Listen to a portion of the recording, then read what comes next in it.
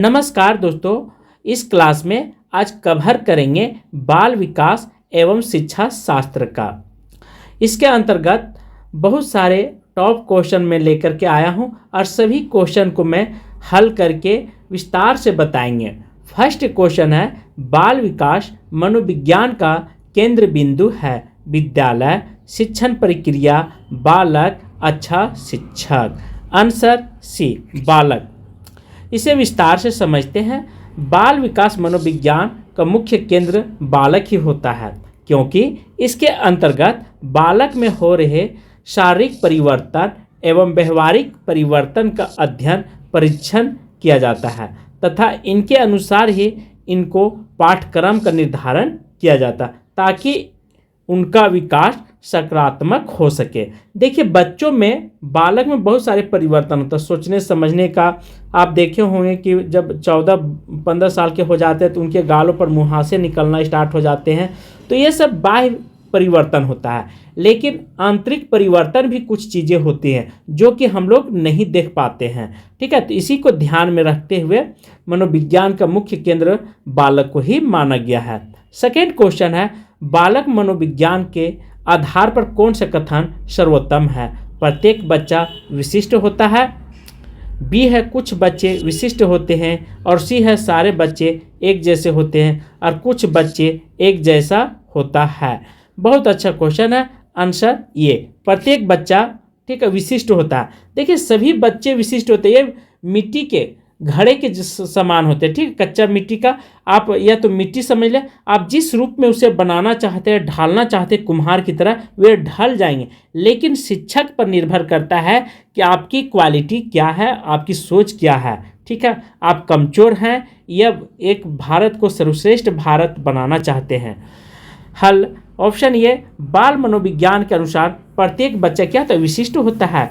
प्रत्येक बच्चों में भिन्न भिन्न योग्यताएं क्षमता प्रदर्शित करते हैं, अतः प्रत्येक बच्चों को ध्यान में रखकर शिक्षण अधिगमन प्रक्रिया संचालित की जाती है। ये बिल्कुल सही है। थर्ड है, मानव विकास है, यहाँ पे खाली स्थान दिया हुआ है।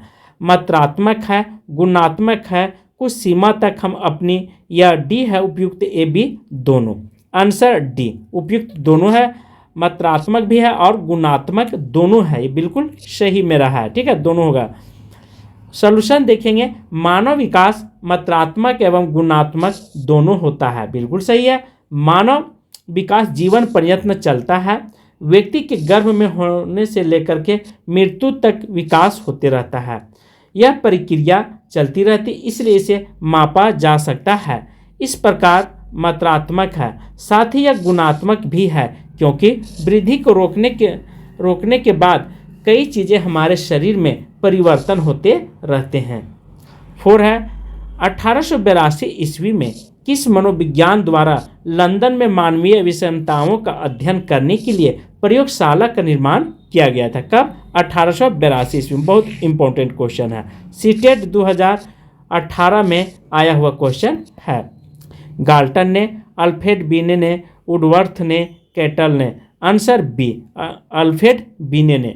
अल्फ्रेड बीने ने 1882 में लंदन में मानवीय विशेषताओं का अध्ययन करने के लिए प्रयोगशाला का निर्माण किया था। देखिए, प्रयोगशाला होना अनिवार्य होता है। वहाँ पे बहुत सारे डाटा संग्रहित किया जाता है और उसी के आधार पर कुछ चीज़ें बाहर या शिक्षा शास्त्र में जोड़ी जाती है। 5 है, प्रयोगात्मक विधि का सर्वप्रथम प्रस्तावित किसने किया था? राइट एवं कॉर्नमैन ने, बी है वुड ने, सी है कोल्सियन एवं ड्राइव ने, और डी है विल्हेल्म वुड ने।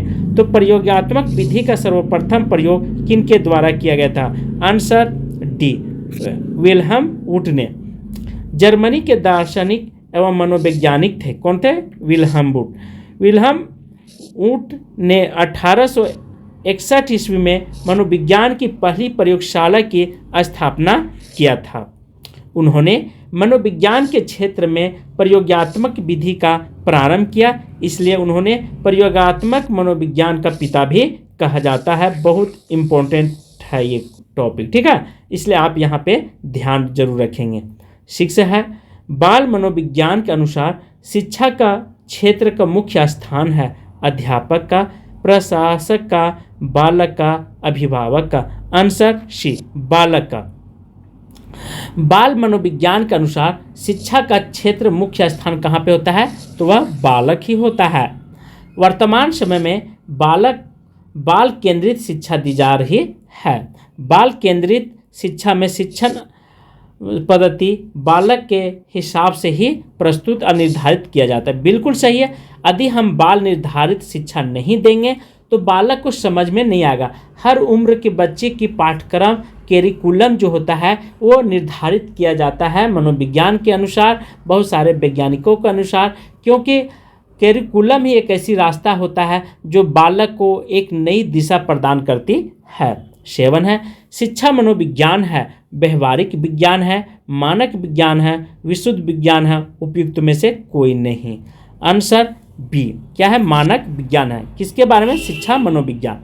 शिक्षा मनोविज्ञान एक मानक विज्ञान है। बिल्कुल यह सही ऑप्शन है। ठीक है, जिसमें से व्यक्ति को लक्ष्य केंद्रित शिक्षा दी जाती है।